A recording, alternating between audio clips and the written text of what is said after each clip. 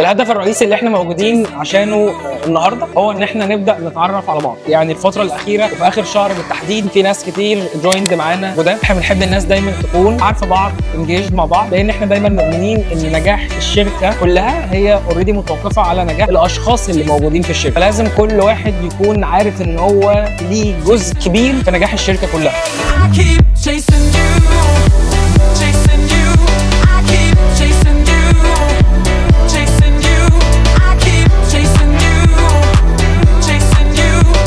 هدفنا في الاول وفي الاخر ان احنا نشتغل نخدم العملاء ونساعد العملاء ونساعدهم ان هم يسافروا ونساعدهم ان هم يقضوا رحلات سعيده. ده هدفنا الاساسي.